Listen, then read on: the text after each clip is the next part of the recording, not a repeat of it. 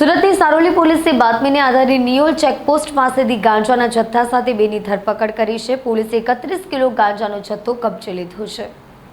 અન્ય રાજ્યમાંથી ગાંજાનો જથ્થો લઈને સુરત આવેલ એક મહિલાની સાથે એક પુરુષ વ્યક્તિને સારોલી પોલીસે ઝડપી પાડ્યા છે। પોલીસે બંને આરોપીઓ પાસેથી 3 લાખની કિંમતનો 31 કિલો ગાંજાનો જથ્થો કબજે કર્યો છે અને ગાંજો કોને આપનાર છે અને કોને મોકલ્યો છે તે દિશામાં પોલીસ તપાસ કરી રહી છે।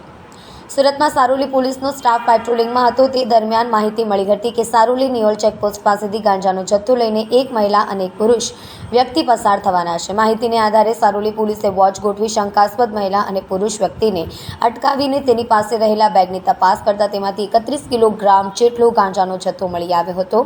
પોલીસે 3 લાખની કિંમતના ગાંજાનો જથ્થો કબજે કરી વધુ પૂછપરછ હાથ ધરી હતી। સુરત શહેરમાં no drugs in Surat city એના અભિયાન અંતર્ગત સુરત શહેર police commissioner Shri Anupamsinh Gehlot sir, special commissioner Shri Wabang Jamir sir તેમજ ડીસીપી જોન વન સરની માર્ગદર્શન અને સૂચના હેઠળ સુરત શહેરમાં સારોલી પોલીસ સ્ટેશનના પોલીસ ઇન્સ્પેક્ટર દ્વારા એનડીપીએસ એટલે કે માદક પદાર્થ ગાંજાની મોટો જથ્થો શોધી કાઢવામાં આવ્યો છે અને એનડીપીએસ એક્ટ હેઠળ સારોલી પોલીસ સ્ટેશનમાં ગુનો નોંધી 2 આરોપીઓની ધરપકડ કરવામાં આવેલી છે।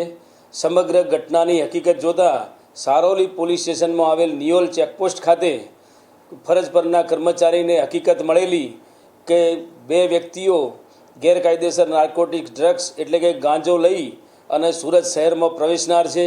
આ બાતમી હકીકત આધારે સારોલી પોલીસ ઇન્સ્પેક્ટર શ્રી દેસાઈ અને તેમની ટીમે એનડીપીએસની જોગવાઈઓ હેઠળ આ ગુનાના કામે 2 આરોપીઓને સ્થળ ઉપરથી ગાંજાના 2 થેલા સાથે ઝડપી પાડેલા અને કુલ 31 કિલો 40 ગ્રામ ગાંજાનો જથ્થો હસ્તગત કરેલ છે અને જે ગાંજાની કિંમત જોતાં 3,10,400 રૂપિયાની મત્તાનો ગાંજાનો સીઝ કરવામાં આવેલો છે।